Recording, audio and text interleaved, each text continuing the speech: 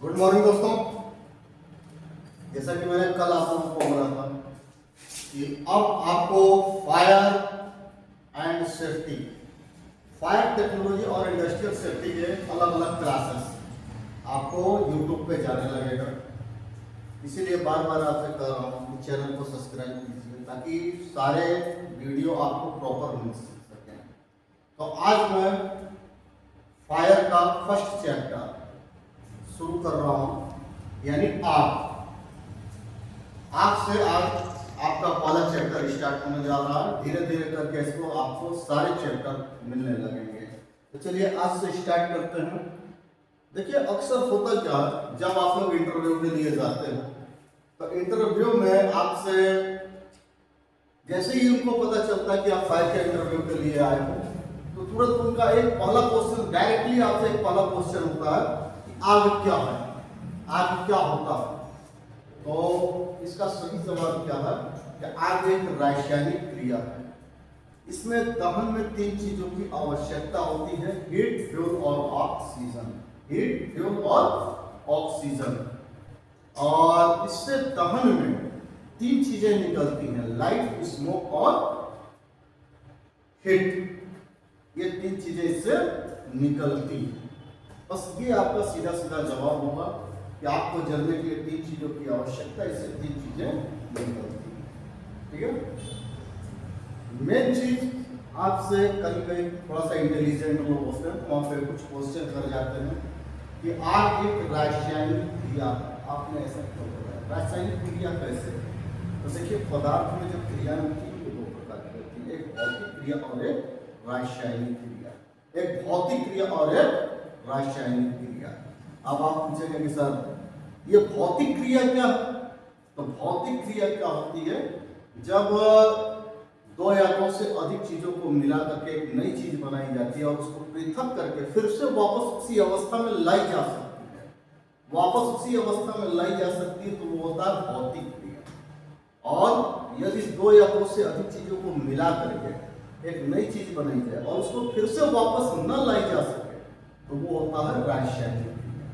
इसीलिए यहाँ पर आग को कहा गया कि आग एक रासायनिक क्रिया है, क्योंकि उसको भी जलने के लिए तीन चीजों की आवश्यकता होती है: हीट, फ्यूल और ऑक्सीजन। और जब इनको अलग करते हैं तो इनमें से निकलता है लाइट, स्मोक और हीट। असमंजर।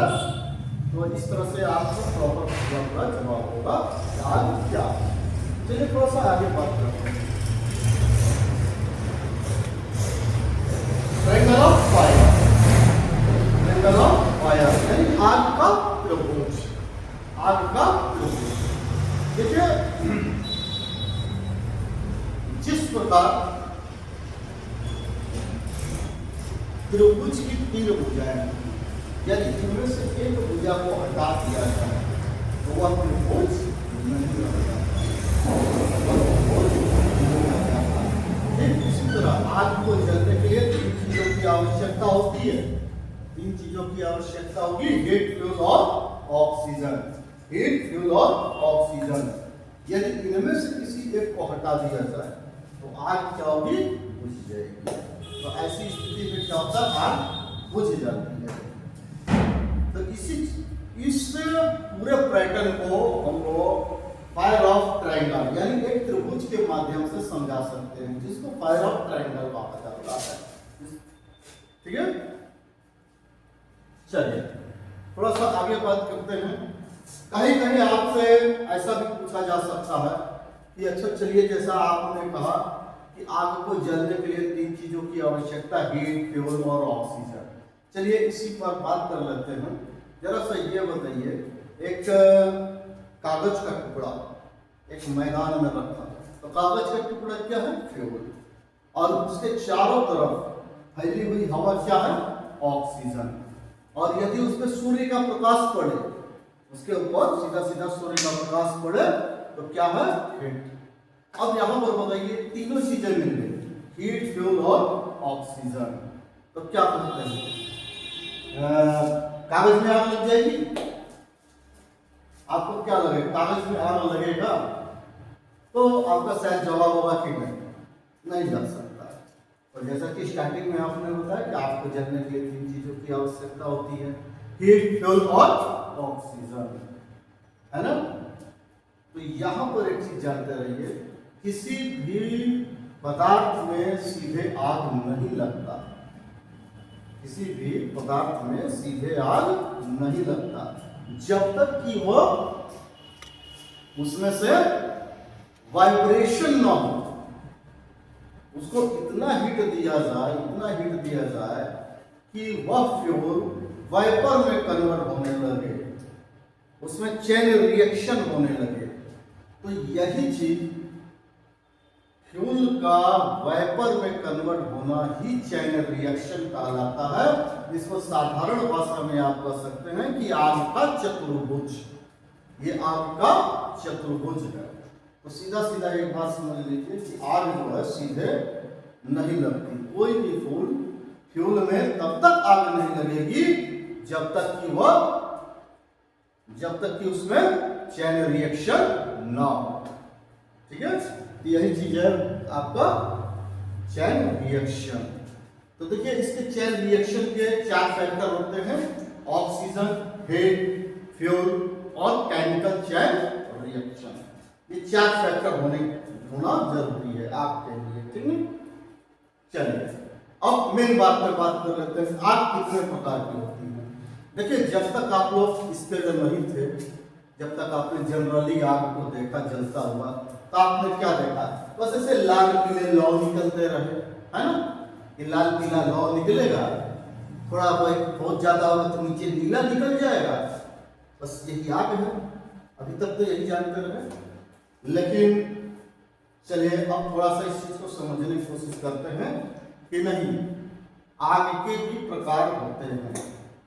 ये जो आग के प्रकार बनाए गए, ये इसको सीधा सीधा आपसे पूछा जाता है, जब भी आप कभी इंटरव्यू में जाते हैं तो आपसे पूछा जाता है कि आग कितने प्रकार के होते हैं, या क्लासिफिकेशन ऑफ फायर क्या है। तो क्लासिफिकेशन ऑफ फायर में सीधा सीधा समझिए कि आग जो है वो 4 प्रकार के होते हैं। आग जो है 4 प्रकार के होते हैं, class A, class B, class C, class D। तो इसमें सबसे पहले हम लोग बात कर लेते हैं क्लास A। क्लास A क्या होता है, सॉलिड फायर। सॉलिड फायर यानी ठोस पदार्थ की आग। ठोस पदार्थ की आग यानी लकड़ी, कोयला, जूट, कपड़ा, कागज, रबर, प्लास्टिक आदि की आग आती है ना। अब जैसे मेन मैटर क्या, आपसे यहीं पर तुरंत सामने वाले से क्वेश्चन आएगा, अच्छा इसका बेस्ट टेस्टिंग यूजिंग मीडिया क्या है, इस आग को किससे बुझा सकते हैं, सबसे अच्छा साधन क्या है। सबसे अच्छा साधन होता है इसका वाटर यानी पानी, है ना। इस आग का बेस्ट टेस्टिंग यूजिंग मीडिया होता है पानी, ठीक है। चलिए उसके बाद बात हम लोग कर लेते हैं क्लास B। क्लास B यानी लिक्विड फायर, तरल पदार्थ की आग, है ना। तरल पदार्थ की आग में क्या क्या आते हैं, तो जैसे diesel, petrol, kerosene, alcohol, cooking oil, paint, varnish, इत्र, स्प्रिट आदि की आग आती है ना। यानी जितने भी लिक्विड में आग लगती है, जितने भी लिक्विड ज्वलनशील हैं, वो सभी क्लास B के अंदर में आएंगे। उनको सीधा सीधा कह सकते हैं ये क्लास B की फायर, ठीक है। अब बात ऐसा भी होता है कि इसका बेस्ट टेस्टिंग यूजिंग मीडिया क्या है, इसकी आग को कैसे बुझाया जा सकता है। इसका बेस्ट टेस्टिंग यूजिंग मीडिया होता है फोम। ये आग फोम से बुझाया जा सकता है। फोम बोलो तो झाग, जैसा साबुन का झाग निकलता है उस टाइप का एक झाग होता है। इस झाग के माध्यम से ये आग बुझाई जाती है क्लास B, ठीक है। देखिए थोड़ा सा क्लास B के बारे में कुछ और भी बात कर लेते हैं। तो ये क्लास B की आग को भी 2 भागों में बांटा गया है, 2 भागों में विभाजित किया गया है। 2 भागों में विभाजित करने का कारण क्या है कि देखिए कुछ लिक्विड ऐसे होते हैं जो कि पानी में सीधे घुल जाते हैं, यानी पानी में घुलनशील होते हैं, और कुछ ऐसे भी होते हैं जो कि पानी में अघुलनशील होते हैं, वो पानी में नहीं घुलते, है ना। तो हम लोग बात कर लेते हैं कि वो पानी में घुलनशील कौन कौन से हैं। तो देखिए पानी में घुलनशील के लिए सीधा सीधा आप अल्कोहल यानी शराब ले लीजिए, इत्र ले लीजिए, तो ये सभी क्या है, पानी में घुलनशील है। इनकी आग को बुझाने के लिए फोम की आवश्यकता नहीं है, ये आग डायरेक्ट पानी से भी बुझ जाएंगी। इसमें पानी सीधा सीधा पानी डाल करके इस आग को बुझाया जा सकता है, ऐसी कोई प्रॉब्लम नहीं है। लेकिन जो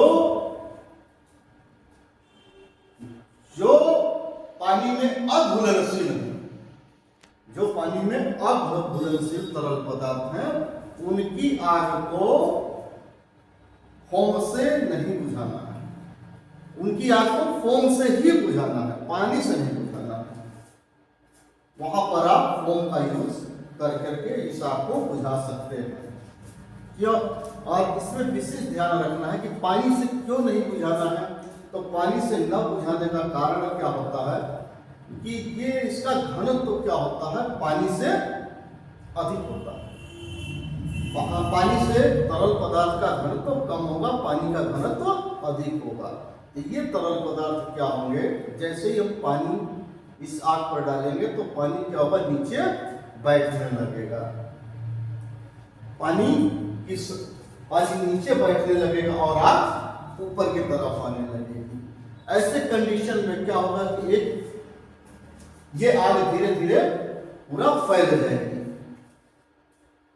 बर्तन से बाहर निकलेगा और चारों तरफ फैलने लगेगी।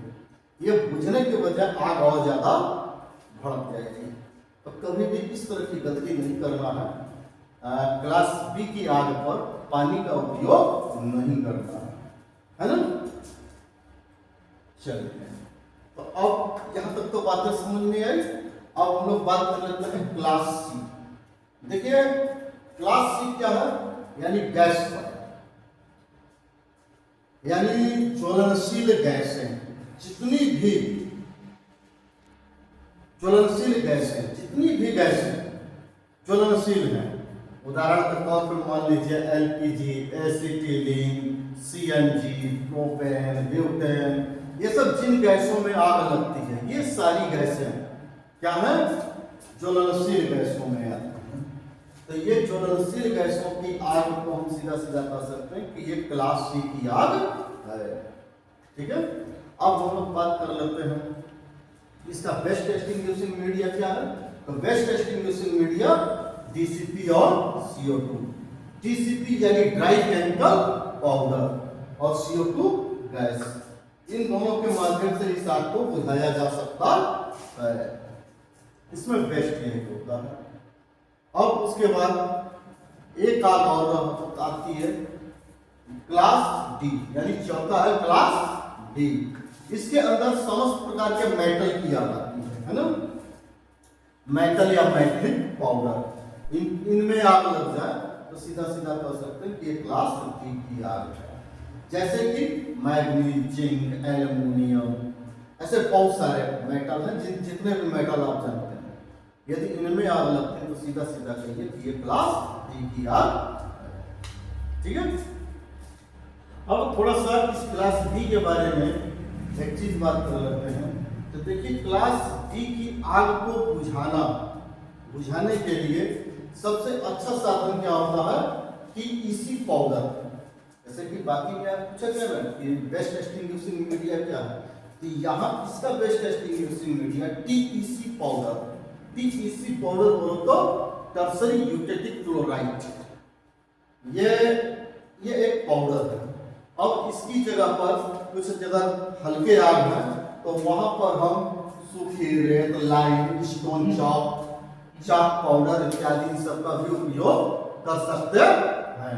इनका भी उपयोग करके इस आग को बुझाया जा सकता है। अब इसमें एक चीज बात करते हैं कि ये TEC पाउडर का उपयोग हम लोग कैसे करेंगे, कैसे किया जाता है मेटल फायर की आग पर। तो देखिए TEC पाउडर का अपना एक खासियत क्या होता है कि ये जब भी किसी मेटल में आग लगे, जब भी किसी मेटल में आग लगता है तो जाहिर सी बात है जब इस मेटल पर इसको किसी बेलचे या लो प्रेशर एप्लीकेटर से डाला जाता है तो 560 सेंटीग्रेड पर ये पाउडर क्या होता है, पिघलना शुरू हो जाता है। ये अपना पिघलना शुरू हो जाता है और एक हाई लेयर क्रस्ट बना करके, जैसे कि एक सेम टू सेम समझिए लेमिनेशन, जैसे पेपर के ऊपर लेमिनेशन कराते हैं, जस्ट ऐसा लेमिनेट करने लगता है मेटल को, और उसको चारों तरफ से मेटल को कवर कर देगा, और चारों तरफ से मेटल को कवर करके इस आग को बुझा देता है। लेकिन एक चीज जानते रहिए कि ये आग तुरंत नहीं बुझ जाती। जैसे कि किसी भी लकड़ी वगैरह में लगती है आग तो आप पानी डालकर तुरंत बुझ जाती है, लेकिन मेटल में आग लग जाए और टीसी पाउडर डाल दें तो वो तुरंत आग नहीं बुझेगी। इस आग को बुझने में कम से कम 24 से 36 घंटे का समय लगेगा। वो पूरा उसको कवर करके रखेगी, ऑक्सीजन कट करेगी, उसके अंदर की ऊष्मा को सोख करके धीरे धीरे बाहर करेगी, तब जा करके वो धीरे धीरे वो आग बुझेगी। तो उस आग को बुझने में टाइम लगता है, इतना जल्दी वो आग नहीं बुझती है।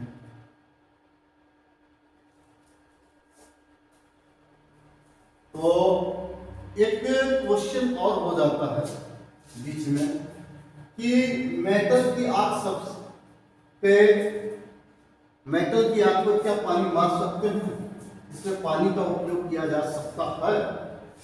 तो देखिए एक चीज आपको बता दें कि मेटल की आग पर पानी का उपयोग नहीं किया जा सकता। मेटल की आग पर पानी का उपयोग नहीं किया जा सकता। कारण क्या है? तो कारण यह है कि देखिए पानी क्या है, दो पदार्थों से मिलकर के बना है, दो तत्व है H2O, हाइड्रोजन के दो अणु और ऑक्सीजन के एक अणु, और इनको ये क्या होते हैं कि जब 1650 सेंटीग्रेड पर इनको लाया जाए तो ये टूट करके अलग अलग हो जाते हैं, टूट करके अलग हो जाते हैं, हाइड्रोजन अलग और ऑक्सीजन अलग। तो यहाँ पर क्या होता है, हाइड्रोजन क्या है, एक ज्वलनशील गैस है, ये जलने लगती है, और ऑक्सीजन क्या है, एक जलने में सहायता करती है। तो आपको क्या लगता है, ये आग और ज्यादा भड़क जाएगी। तो यही कारण है कि इस आग पर पानी का उपयोग नहीं किया जाता। क्यों? क्योंकि टेम्परेचर कितना था, मेटल का टेम्परेचर लगभग 2000 सेंटीग्रेड से अधिक है। मेटल में जब भी आग लगेगी तो मेटल का टेम्परेचर 2000 सेंटीग्रेड से अधिक होगा, और पानी क्या 1650 सेंटीग्रेड पर टूट जाएगा, है ना। अगर टूट गया तो हाइड्रोजन अलग ऑक्सीजन अलग, तो यहाँ पर स्थिति क्या होगी, आग और ज्यादा भड़क जाएगी, आग और ज्यादा भड़क जाएगी तो समस्या हो सकती है ना। इसलिए इस आग पर पानी का उपयोग नहीं किया जा सकता। तो देखिए अभी तक जैसा कि आपको यह बोला गया कि आप 4 प्रकार की होती हैं, class A, class B, class C, class C. तो इन चारों के बारे में तो आप समझ गए। अब आपके मन में आ रहा है कि सर एक आप तो और आप भूल गए, वो इलेक्ट्रिकल फायर। जी हाँ, इलेक्ट्रिकल फायर। देखिए ये एक है इलेक्ट्रिकल फायर। इलेक्ट्रिकल फायर को कोई क्लास नहीं दिया गया। क्लास न देने का कारण क्या है कि देखिए इलेक्ट्रिकल क्या कोई फ्यूल है, जितने भी क्लास बांटे गए वो फ्यूल के आधार पर बांटे गए। जैसा कि आपने खुद ही बोला कि क्लास ए में सॉलिड, क्लास बी में लिक्विड, क्लास सी में गैस, क्लास डी में मेटल। तो ये सभी क्या थे, एक फ्यूल थे। और अगर हम इसको कह लें इलेक्ट्रिकल फायर को कह लें क्लास ई, अगर कह लें क्लास ई, तो ई क्या इलेक्ट्रिकल, इलेक्ट्रिकल क्या फ्यूल है नहीं, वो क्या है एक एनर्जी, इलेक्ट्रिकल एक एनर्जी है ना। और इलेक्ट्रिकल में कभी भी आग नहीं लगती। आग किस चीज में लगेगी, वो उसका केबल यानी रबर होगा, प्लास्टिक होगा, उसका बोर्ड प्लास्टिक होगा या लकड़ी होगा, यानी जो भी जलने वाला पदार्थ है वो क्लास ए का होगा, क्लास ए का होगा, है ना। तो इस आग इसीलिए यही कारण है कि इसको कोई क्लास नहीं दिया गया। और कभी भी आपसे पूछा जाए कि आग कितने प्रकार के होते हैं तो सीधा सीधा आपको बोलना है कि आग 4 प्रकार के होते सकते हैं। Class A, class B, class C, class D, एक आग और होती है इलेक्ट्रिकल फायर। ये प्रॉपर आंसर हो पाया। ठीक है, अब हम थोड़ा सा इस इलेक्ट्रिकल फायर के बारे में और थोड़ा बात करते हैं। तो देखिए इसके अंदर में जब भी आग लगती है तो ट्रांसफार्मर होगा, स्विच गियर होगा, कंप्यूटर होगा, इलेक्ट्रिकल मोटर होगा, ये सारी चीजें हैं। और इस आग को बुझाने के लिए बेस्ट एक्सटिंग्विशिंग मीडिया टीईसी और CO2 गैस होती है ना, DCP पाउडर या CO2 गैस।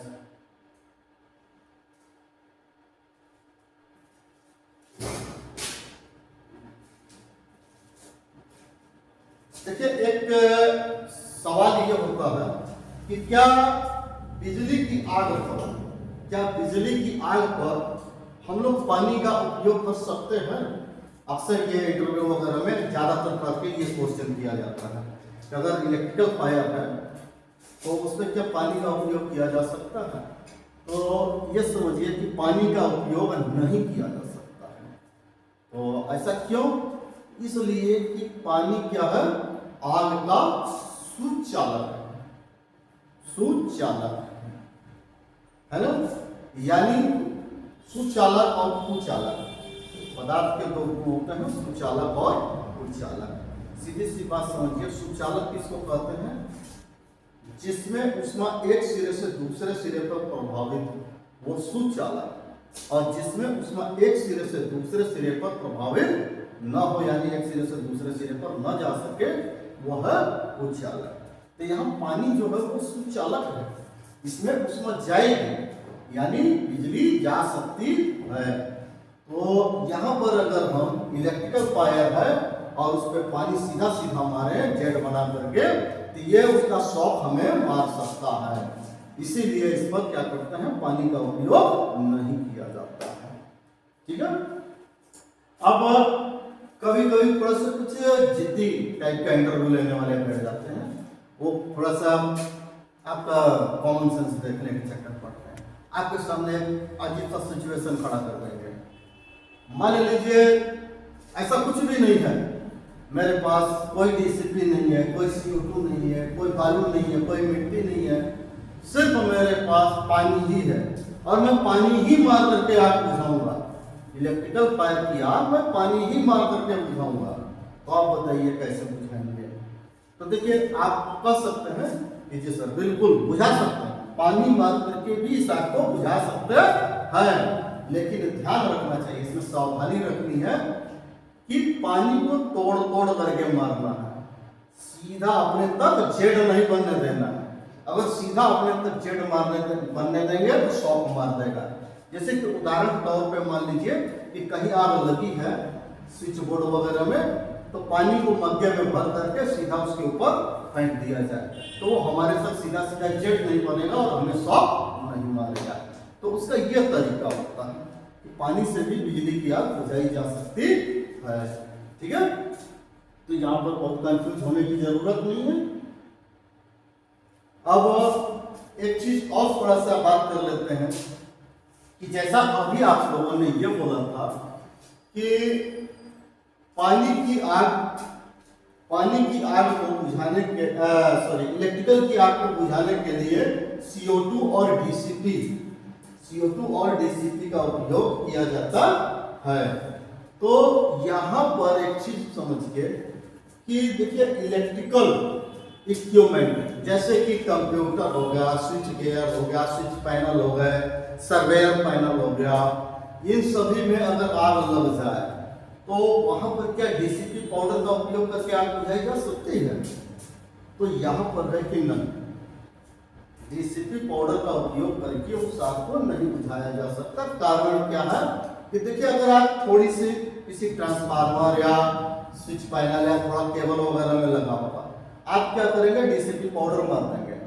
DCP पाउडर मारते ही वो आग तो बुझ जाएगी, लेकिन पाउडर बाकी की जगहों में जा करके पूरे के पूरे पैनल को खराब कर देगा। तो इसलिए वहां पर DCP पाउडर का उपयोग नहीं किया जाता है। तो फिर वहां पर उपयोग क्या किया जाएगा? तो वहां पर उपयोग किया जाएगा क्या? CO2 gas.